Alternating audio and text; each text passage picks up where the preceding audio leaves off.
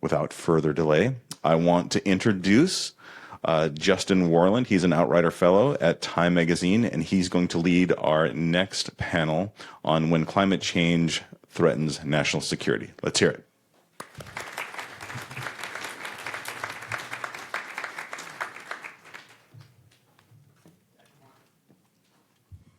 Is this working? Yeah? Okay. Well, thank you, Rob, and to Outrider. It's great to be here. I didn't quite know what to expect in the audience. It's great to see old friends and colleagues and a bunch of really smart people in this space. I'm also excited to moderate this panel on climate change threatening national security. I'm, as Rob said, at Time, where I write about climate change. I write about climate in a bunch of different respects, and one of the things that I enjoy about my job is getting to see how climate impacts a range of different issues. I write about everything from environmental justice to the financial sector. National security, of course, is one of the key intersections. It's one of the most interesting ones. I'll admit, though, I didn't know that much about the intersection with nuclear security, and it is very rich. And so I'm excited to dig into that with this excellent panel. And so I'll just introduce folks starting here on my right, Karl V. D'Ambrosio, who was a nuclear submarine officer, retired commander at the U.S. Navy. Sherri Goodman, author of Threat Multiplier, Climate, Military Leadership, and the Fight for Global Security. And of course, the expert in the intersection of climate and national security, really. And then Jamie Kwong, who is a fellow in the Nuclear Policy Program at the Carnegie Endowment for International Peace. So, Sherri, I want to start with you. I mean, we're going to dig into some of the particular intersection of climate and nuclear security in just a minute, but I'd like to get sort of a bigger overview of the intersection between climate and security more broadly. And maybe you could just draw from your book and ground the conversation with that overview. Great. Well, thank you so much, Justin, and thank you to all of you for being here. It's really a privilege and a pleasure to be with you. Thank you, Robert, and for all that Outrider does. And I made a special promise I'd give a shout out to my friend, former Ambassador Tom Loftus, who's also written a book recently, Mission to Oslo, about his time serving as Norwegian ambassador, U.S. ambassador to Norway in the 1990s, when he and I worked together in reducing the nuclear threats from Russian military activities at the end of the Cold War. And that's partly my story of the book here, which is my story from starting out in nuclear weapons early in my career as a nuclear weapons analyst and overseeing the Department of Energy's nuclear weapons complex during the time on the Armed Services Committee, during the time when it failed. And I say my career went from weapons to waste, and then I transitioned to become the first Deputy Undersecretary of Defense for Environmental Security, essentially the Pentagon's chief environmental officer in the 1990s, when we were helping reduce nuclear threats such as those from leaking Russian submarines in the Kola Peninsula, by helping the Russians at that time build a safer way to offload nuclear waste from those sunken submarines, as an example. Now, then I organized the first group of generals and admirals to assess the national security implications of climate change almost 20 years ago, where we coined the phrase threat multiplier. That's the title of the book and the story from the Pentagon to the battlefield of military leaders on the front lines of a changing climate. And so what we see today, that in every region of the world with climate disruption, our security has also been challenged and changed, because now we have to respond not only to the threats from nuclear, chem, biological, great power competitors, but also the disrupted natural systems from increasing floods, fires, extreme weather events, temperature rise. As an example, in the Arctic, we have a whole new region that's opened up in the last quarter century, and now we have to be able to operate in and through it, not just underneath it, as we've long done in the Cold War, or from space. So it places additional demands on how we think about securing our future, how we set our forces to be able to respond to different types of scenarios around the world, and also, of course, how we become resilient to the climate threats that are really already baked into our system because we're not on track to meet our climate goals, as I'm sure most of you know. And so we have to be able to reset our bases and our troops, as well as our whole societies, to be able to withstand those threats. So those are some of the stories I tell in the book from the vantage point of military leaders like Karl and others who have been on the front lines of experiencing that around the world and here at home as well. That's great overview, and hopefully we'll pull on some of those threads. Jamie, I want to come to you next. Your research looks at the consequences of climate change and how they might affect each leg of the nuclear triad. So I guess I would just ask you to give us a sort of overview of what you found. Great. Well, thank you. And let me echo Sherri's thanks for the Outrider Foundation for having us all here. I'm looking forward to engaging with you today. So, as mentioned, I conducted some research that looked at climate change challenges to nuclear weapons. And the impetus for the research was really this idea, we're investing billions, if not trillions of dollars to modernize the nuclear triad to ensure that it can last for decades to come and respond to a changing geostrategic environment. But I was left wondering, how much do these plans account for a changing geophysical environment? And, the key finding was, trying to assess how climate change could affect the capacity of our nuclear systems to support the deterrence mission. And I really found that climate change could have detrimental impacts on each leg of the U.S. Nuclear triad. And so I conducted this research by zooming in on one base that hosts each leg of the triad, so the ballistic missile submarines, intercontinental ballistic missiles, and our bomber force, and then kind of zoomed out to think about what does that mean for the deterrence mission of each leg. So I'll just briefly give you kind of the headlines here, but again, very happy to get into details in our discussion or as part of the roundtables. But I think the obvious one here, and Karl will be able to talk more to this as well, is what does this mean for the SSBNs, right? We think a lot about the Navy and its coastal facilities. What does that mean for sea level rise? So to be expected at Kings Bay Naval Base down in Georgia, we can anticipate a lot of sea level rise that will not only impact the waterfront facilities, but also affect the transport from an on-base missile facility to the waterfront. And that poses real operational challenges. We could see a disruption of submarine servicing or of being able to deliver, some of these missiles to the submarines themselves. This, of course, only is exacerbated if an extreme climate event like a hurricane prevents the submarine from entering port at any given time. That can, disrupt crew exchanges, maintenance, what have you. But beyond that, I think what I really found as part of this research is we're not doing enough to think about our landlocked bases. So if you think about Minot Air Force Base in North Dakota, for example, warming temperatures may accelerate extreme flooding that could limit access to the missile silos and missile alert facilities that are currently being modernized. You've probably caught a lot of that or probably written about a lot of that with the delays with the Sentinel program. And that, of course, could have a cascading set of effects. Let's say, for example, if it delays the modernization efforts or if it delays the delivery of critical or time-sensitive maintenance, what have you. And then finally, just thinking about the bombers, if we see projections at Whiteman Air Force Base in Missouri, for example, where extreme heat conditions and flash flooding could pose potential challenges and risks to the aircraft, essentially affecting the times and conditions when these bombs can take off. And that, of course, has implications for this leg of the triad. And what does that mean in terms of being able to rely on these weapons in a contingency? So that's just kind of a broad overview. As a think tanker, I, of course, have recommendations about what USG can do about it, but I'll leave it there for now. Well, we'll get into some of those recommendations shortly. Karl, I want to turn to you on the submarine question, that the part of the triad, but then also to give us some insight how you think about these questions as somebody who is out, on a submarine as a nuclear power officer and somebody who has to think about the tactical considerations that might come to play with climate. So give us your thoughts. Thanks, Justin. And thanks to all of you for making the trip here. I know some of us came a long way, and that takes a lot of work, so I appreciate that.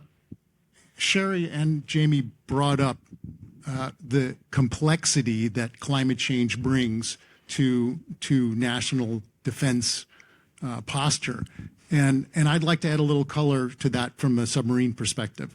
So operating a submarine, sea level rise doesn't really matter that much.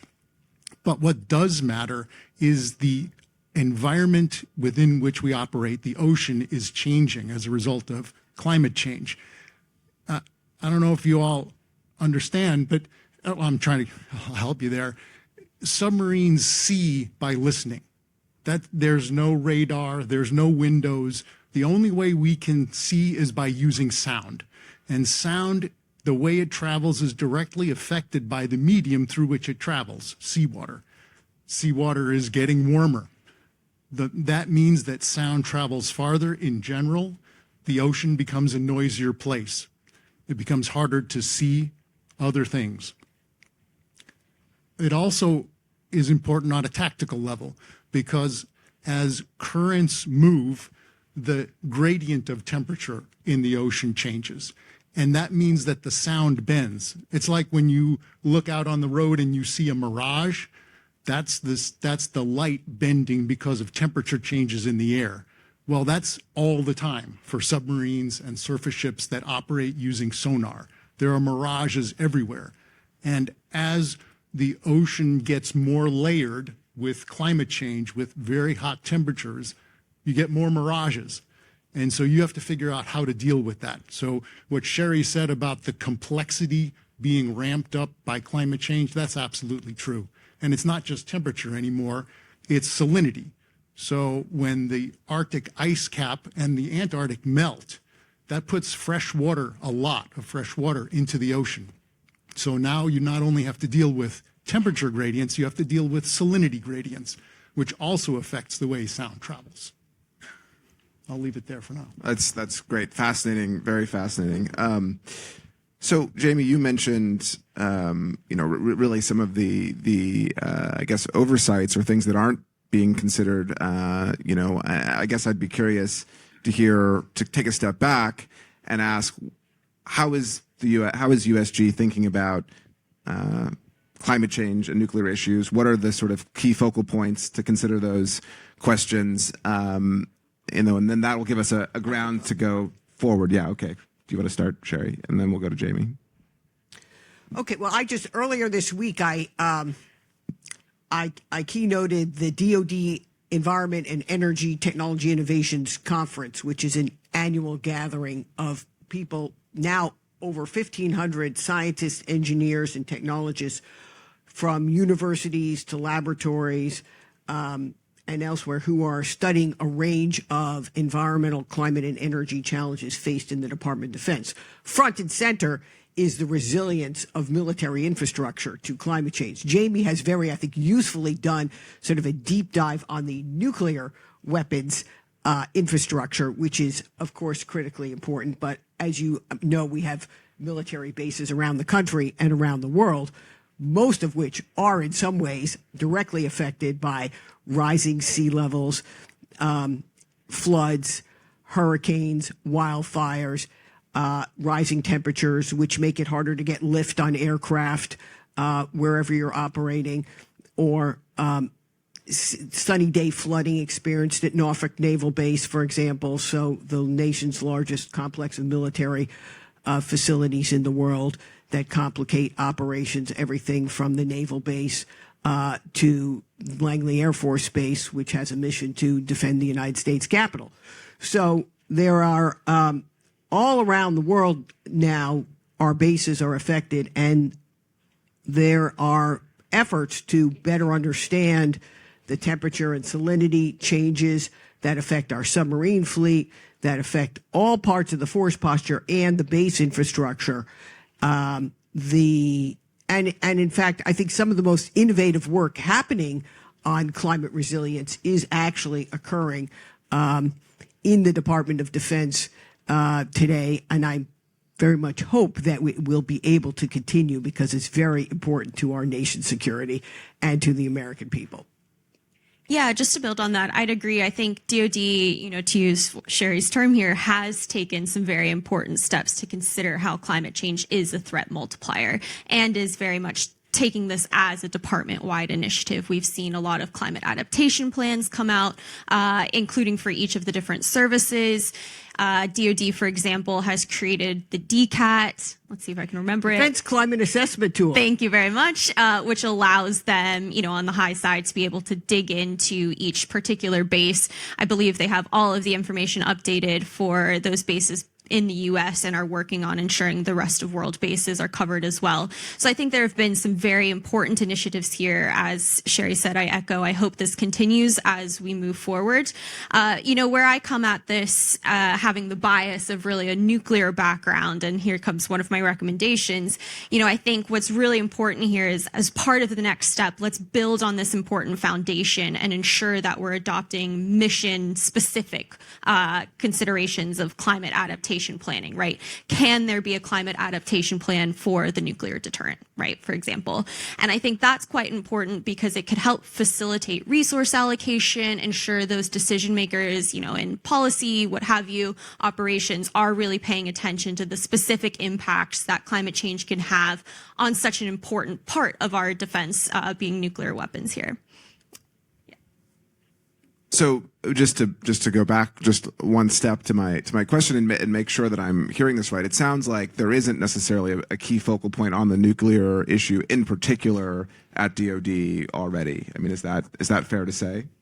Yeah, I think it's definitely a consideration, right? As Sherri was saying, there have been some studies that has included, of course, some of these nuclear bases. But part of this research, I've done a lot of brief outs to folks at DoD, also at NNSA, which we can't forget is also a big player in the nuclear enterprise here in the U.S., and also some folks on the Hill as well who haven't been thinking about this intersection. A lot of what I heard, especially from those folks on the Hill, is, hey, we hear about the climate nuclear intersection from, a post-detonation perspective, right? If we think about nuclear winter, what are the completely devastating impacts that a nuclear explosion could have on the environment? We've not really thought about it from a pre-detonation standpoint, right? Of what does climate change mean for the safety and security of these weapons, and hoping that we never have to use them, right? Yeah. Well, you offered one recommendation. I would turn to Sherri maybe to see if you might have a few recommendations, and then to Karl, the same question. Well, just first to pick up on what Jamie said, the way the Department of Defense organizes assessing resilience, it's often done by the Department of Defense, the Office of Secretary of Defense, then flows down to the military departments, which manage our installations, but you can do a cut by the nuclear infrastructure through, let's say, Strategic Command. So, and by, folks like you reporting on some of this and bringing more attention to it, there's a natural feedback loop. Having been on the Hill, in the department, in think tanks, in various places now across the course of my career, being on the receiving end of a story that comes out and says, oh, here are the risks at Kings Bay or wherever, and have you sufficiently addressed them, can actually draw attention among policy makers and leaders, either within the Department of Defense or members who have those bases in their district. Because, just to point out here that some of the most bipartisan climate legislation over the last decade has actually occurred on the Defense Authorization Bill. And the reason is that members want to ensure that their base will continue to be operational despite any climate risk, whether they're in a red state or a blue state. And many, many military bases today are in red states. So it provides an opportunity to think, there's rhetoric, I say something, there's rhetoric, and then there's reality of what you need to do to be resilient and continue your operational mission. And so both protecting bases and protecting troops.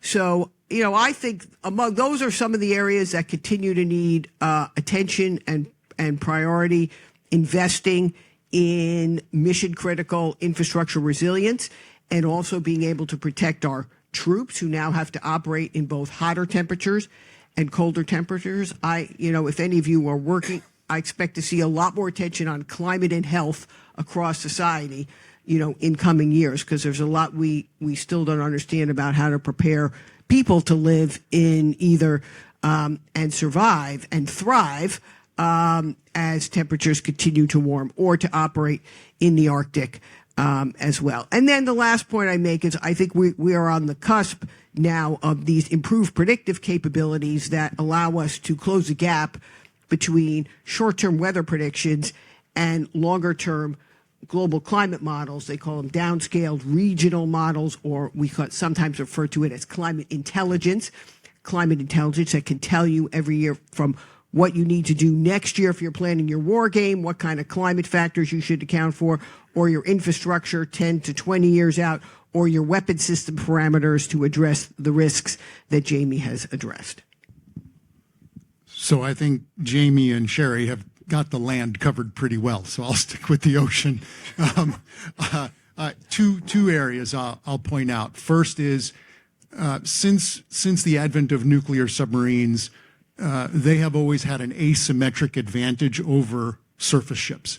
And that's just because, again, the way sound travels in the ocean, we can hear surface ships long before they can hear us, and they can't see us. So, but that could change, because, again, the oceans are changing, the layer depths are changing, the stratums, and that means that calculus is going to adjust in a complicated way, and it will change whether you're in a deep part of the ocean or a shallow part of the ocean. So the question of where do resources go in that divide when you have constrained resources for naval vessels is I think an important question.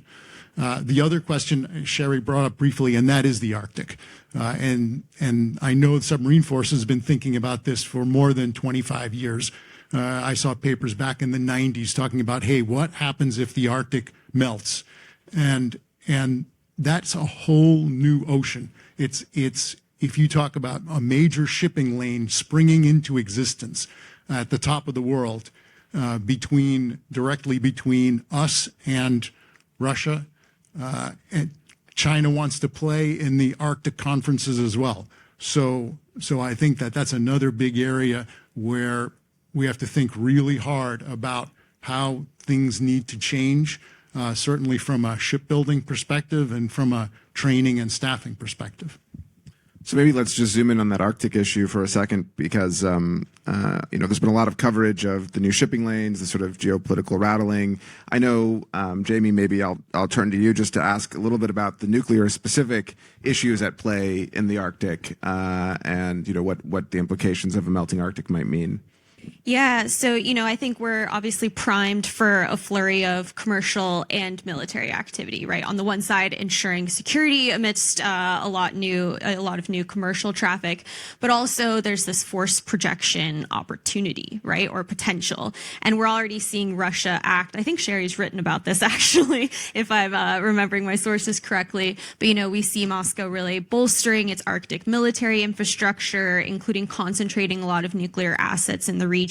And so there's a lot of questions about what do the NATO Arctic states do in response. In turn, the U.S. may look to increase its nuclear activity in the region. We don't know what this might look like. There's obvious operational considerations, but there are differences, right? If you're not operating under ice anymore. There might be a value of the operational advantages to consider here that DoD is probably thinking through, or even trying to exploit Russia's gaps in Russia's early warning systems as another opportunity there. Yeah. You want to go? Yeah, feel free to go in. Sure. Well, in the Arctic was long during the Cold War, despite the fact that we were, our major threat was a bolt out of the blue nuclear attack by the Soviet Union against the United States. We actually had a remarkable amount of scientific and other cooperation with Russia in the Arctic region to understand changing Arctic conditions, to have science exchanges through the Arctic Council, which is now about 25 years old. And in the last decade, that has changed remarkably. And so the region has gone from one characterized by cooperation more to competition as Putin seeks to monetize the northern sea route that hugs the shallow Russian coastline and envisions a future where there's a toll road of transportation from ports in Asia to ports in Europe. And to accomplish that mission, he has both militarized and nuclearized much of the Arctic, rebuilding in the last decade many of the military bases that were that languished after the end of the Cold War, adding more nuclear-powered icebreakers, floating nuclear power plants, generally increasing Russia's military and economic capability in there, but also arguably raising the risks, because as you think about the safety of Russian nuclear operations from Chernobyl to the Chernobyl to the Kursk submarine sinking where all the sailors were lost, it doesn't, make you feel good about Russia's nuclear safety record. And so if you envision a future with much more navigable waters and traffic, although it will still be very difficult to operate in the region, but China eyes the Arctic as a near-Arctic stakeholder as well and seeks to have access to the energy and the minerals across the Russian Arctic, be able to use, it envisions shorter shipping lanes than through the Straits of Hormuz or the Panama Canal. Now, that's still decades in the future, but, China is very strategic in thinking through where it might want to be decades hence, and also envision a future where fish stocks are moving towards both poles as waters warm, and already Chinese fishing fleets are illegally and unreportedly fishing around the world, and so they will be attracted to the prodigious fishing stocks that will be moving towards both poles. Yeah, fascinating. I want to pick up on the point, you mentioned rising risk, Russian safety record. We've largely been talking about the U.S. context here, and of course the U.S. is not the only nuclear armed state, and there are a lot of places, I'm thinking particularly of Pakistan, India, where some of the most extreme climate risks are at play. So I guess the question is, what are the risks elsewhere when we think about climate and nuclear security? I'd love to hear from, we can maybe start with Jamie and then go back to Sherri. Sure, yeah. So, I think Pakistan is a good example to draw on here, as well as North Korea, where in the past couple of years, we've seen absolutely devastating floods, right? So these states are already feeling the acute effects of climate change, and on top of that are also nuclear armed states. And so that means that their nuclear facilities are also vulnerable to this. Draw on an example from North Korea, I believe, if I'm remembering this correctly, back in 2022, maybe 2021, there was a flood near the Yongbyon nuclear complex, which is a key part of kind of North Korea's enrichment for its nuclear program. Luckily, key reactors were offline at the time, but if that wasn't the case, right, could there have been some sort of nuclear disaster there, spillage, what have you. So that's something to think about in those particular cases. In Russia, we've seen wildfires historically threaten ICBMs. I think we have some FAS colleagues in the room who have some really good satellite imagery of that. That's likely to get worse with, more extreme heat. India's coastal nuclear facilities are projected to face more intense cyclones as global temperatures rise. Some colleagues and I at the Carnegie Endowment have also looked at the implications of climate change for NATO's DCA bases, so the dual-capable aircraft and the missions where U.S. Servicemen host nuclear weapons there. And, of course, these bases are vulnerable to extreme heat and flash flooding and wildfires that could affect the capacity to deliver the DCA mission. So this is not just a U.S. problem. We need to think about how climate change could be increasing the vulnerability of the global nuclear arsenal, and in turn, how that could exacerbate nuclear risks, right? We know that force vulnerability, for example, is widely recognized as an escalation driver. And so if climate change is increasing force vulnerability, you see the connection. Sherri, do you want to come in on this? Well, nuclear infrastructure, yes, globally is at risk from climate threats, the question always is it going to increase the risk of a nuclear accident or an incident? And then, you have to combine all of that with the fact that if you think about the most recent climate conference on the parties, climate conference in Baku, which most people said was a disappointment, many said that the only accomplishment was a renewed additional commitment to triple nuclear energy capacity by 2050. So to combat climate risks and to also meet the growing demands for energy, especially spurred by AI. So when you think of all the new data centers going up and they're energy hogs, so how are they going to be powered? And now we have, for example, the reopening of the potential reopening of the 3 Mile Island nuclear power plant by Microsoft because of the need to cleanly power the growing demand for AI data centers.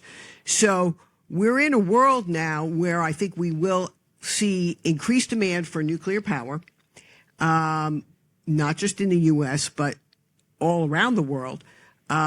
We've also got advances in civilian nuclear energy technologies today, small modular reactors, microreactors, advanced and safer nuclear fuels,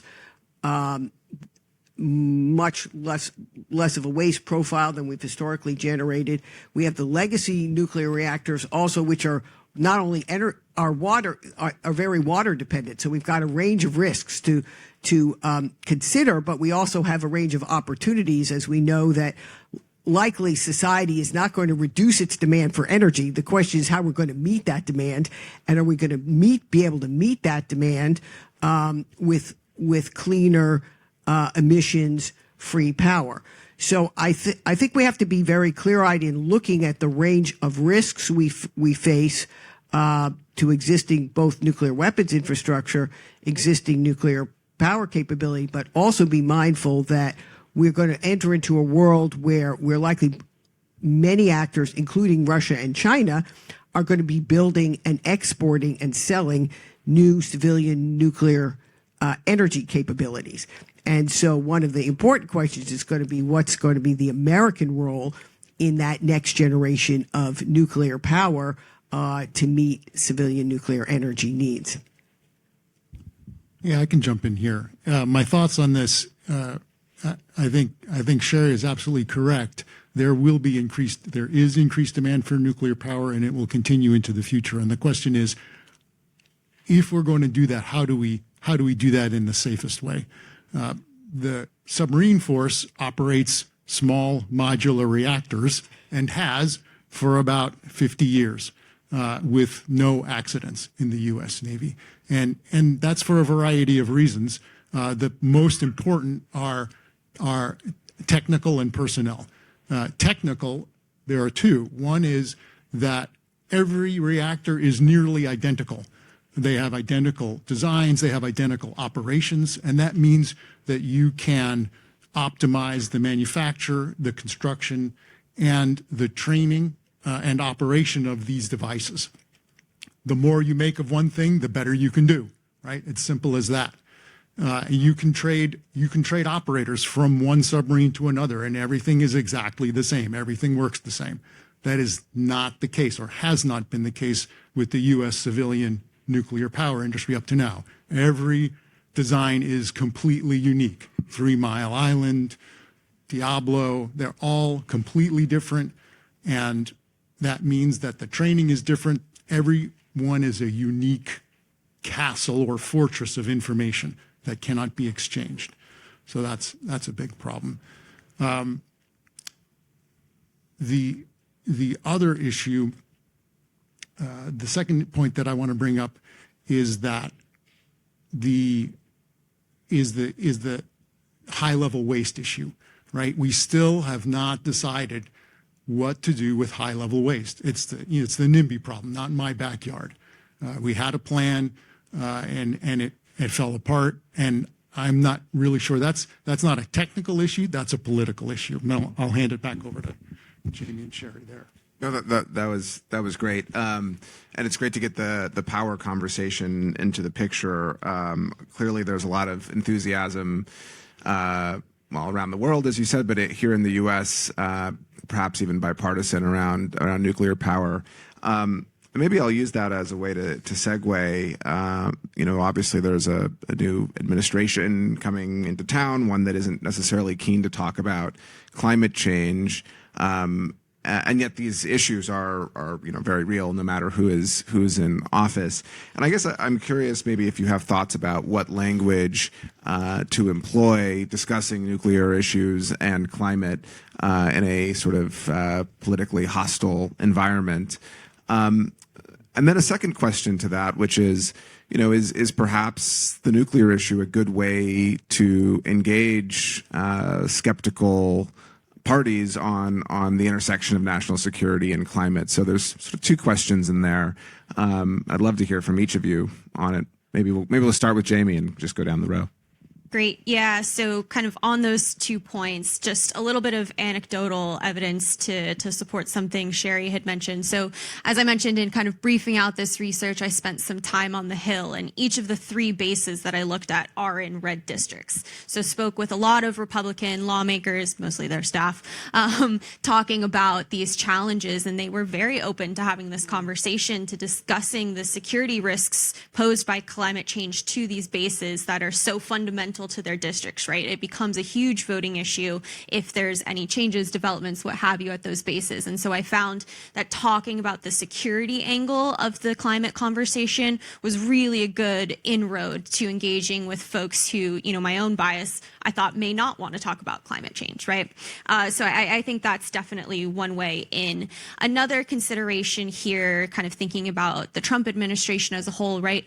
It'll be inheriting the modernization program, or I guess re-inheriting the modernization program that is behind schedule and over budget, right? And so if we can be thoughtful about the framing of how to engage administration officials about this, one of the things that I think has come out of my research is if we do more front-end work to be proactive, to think through how climate change could impact these modernized systems ahead of time, that will save us so much money in terms of the lifetime costs of these systems. So can we better prepare to mitigate and adapt now so that we don't have to deal with disasters later, which, of course, are devastating as disasters themselves, but are also very expensive. And so is that another kind of reframing that we can use that might appeal to kind of, a budgetary consideration there?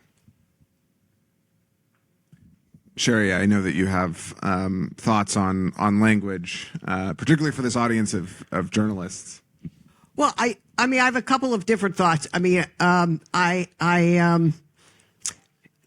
on what Jamie just said, one is the kinds of enabling members of Congress to, through your reporting, to be able to ask the right kinds of questions about impacts to either military bases in their districts, nuclear infrastructure, or other, infrastructure. Also ask about, the clean energy that their constituents are getting to power their increasing demand for all the data they want to have on their computers right here on their, on their phones. And I think, in the Department of Defense, for example, there's long been a focus on mission assurance, operational resilience, and operational readiness. And, that defense climate assessment tool that Jamie referred to earlier was actually developed through the Army Corps of Engineers during the first Trump administration. Now, it was below the radar at the time, but it was just responsible, unsung heroes across our government who are doing the work, that need to do. They understood what the risks were. So there are opportunities to continue to do some of this work. Then there are opportunities to reframe how you present some of these matters as ensuring resilience, mission assurance, the security of the mission. When it comes to nuclear energy, I think also looking at American leadership in the next generation of nuclear energy deployments. When we think about, the energy transition, which we are already in, we have, we developed much of the solar technology, but China's the largest exporter of solar, of solar panels today. we're often leading on innovations, but we're not always leading on the manufacturing and deployment of technologies. And so we need to be very mindful of that as we enter into, this, we are really, entering into this next generation of new nuclear, and enabling that to be done in a manner that is safe, addresses nonproliferation risks, and responsibly addresses waste risks are all important considerations, while we also could think about how to ensure that America continues to not just be at the forefront of the innovation, but as Karl said, we're going to have to standardize some of this manufacturing so that the next generation of nuclear can be more readily replicated. So, go for it. Yeah. So as a trained engineer, I'm not going to tell you what language to use. I would just say, start with the numbers and the facts, and then work from there. Yeah, that's great. And I think, that's helpful. As journalists, that's what we try to do is provide the facts. And I sometimes think the language debate can be a little overwrought. I do think, though, the point that you make, Sherri, about resilience and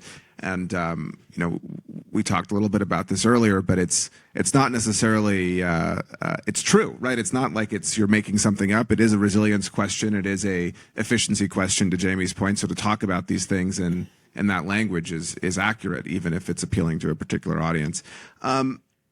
I think we have 9 minutes, and I actually do think I might take a few audience questions if there are any. Otherwise, I can keep asking questions. But okay. And I don't know if we have a system for that, but if not, you can shout. Okay, we do. We do have mics. Work for it.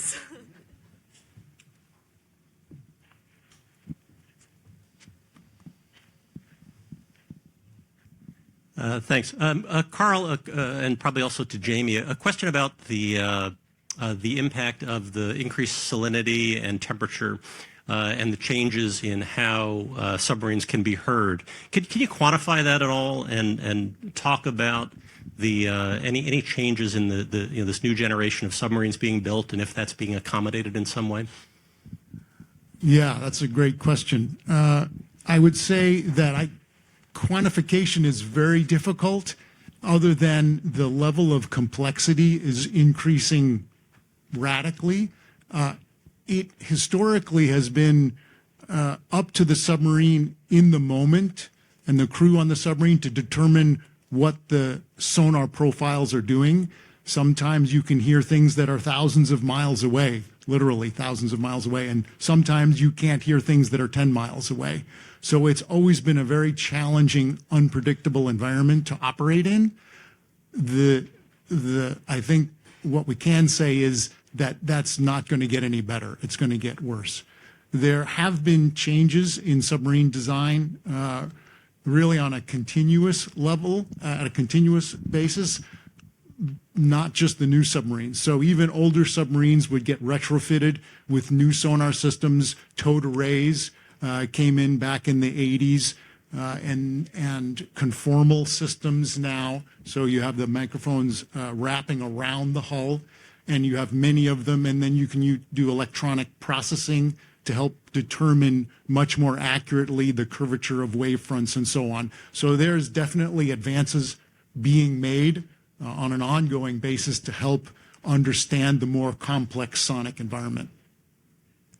And I don't have the expertise, the engineering background to be able to speak to this, but I can point you to a great article in the Texas National Security Review by two brothers. Their last name is Gilli, Gilli. So that's a great source that you can probably turn to as well on this question.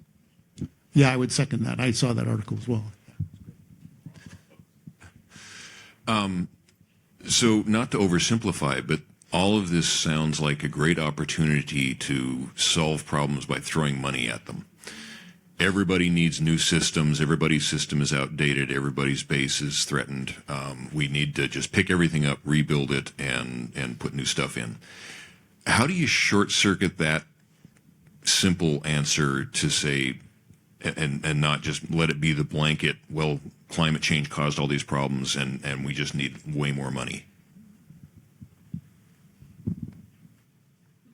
Well, I think the way to do that is to have diplomatic discussions with the people we think we're worried about.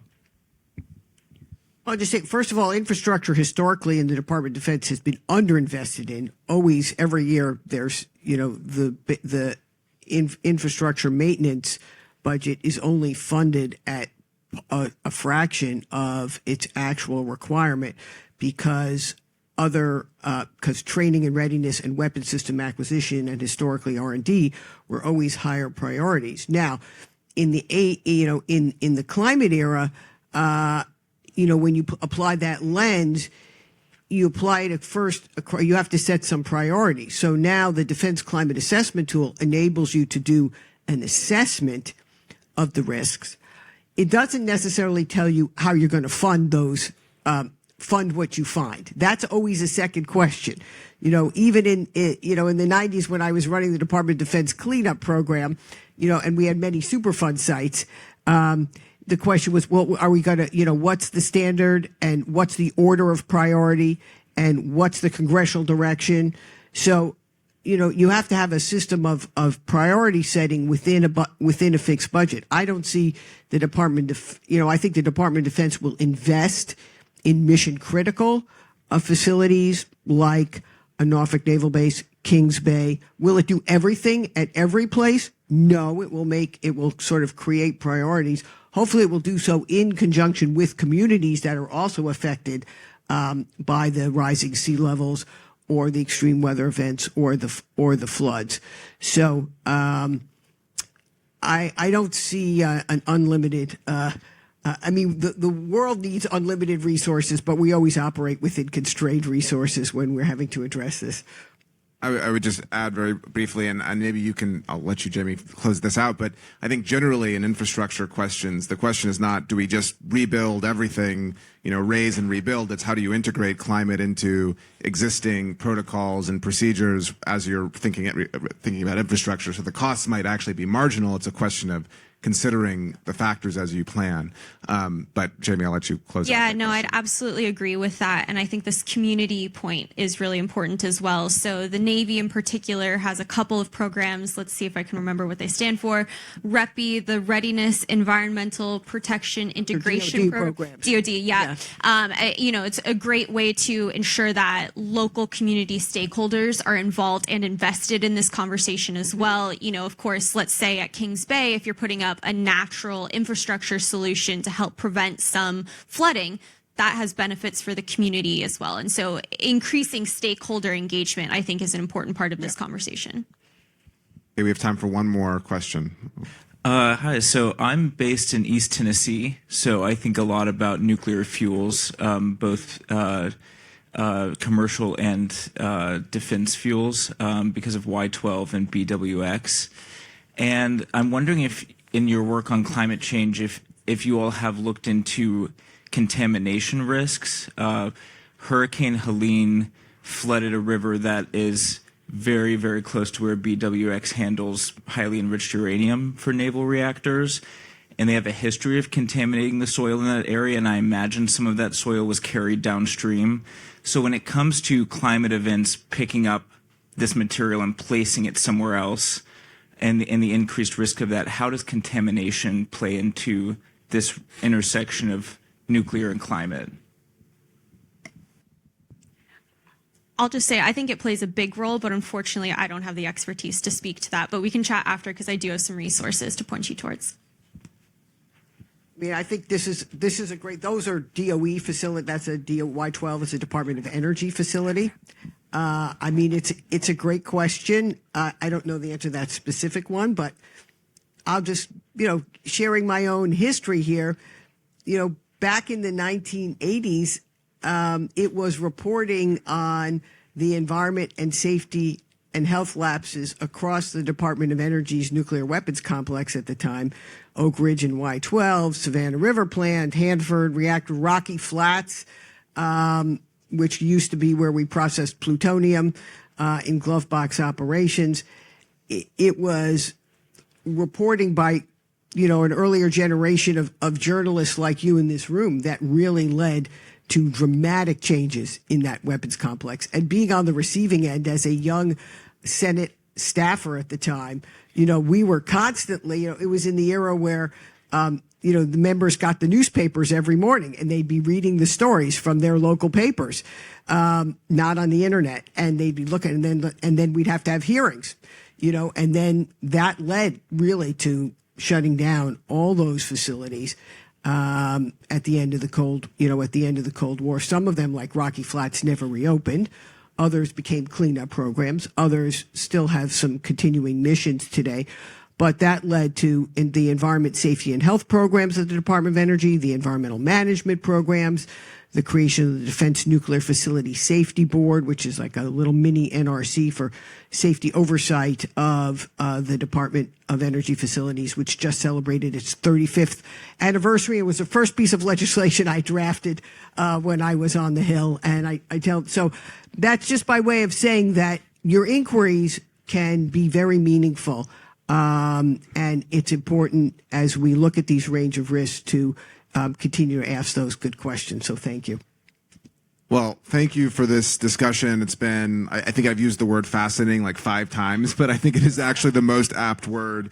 It's alarming. It's fascinating. It's really an interesting intersection, and we just scratched the surface. I think as a journalist, though, it's clear how many rich storytelling targets there are in here. So I want to give thanks to the panel for this discussion, and thank you again to Outrider. Thank you.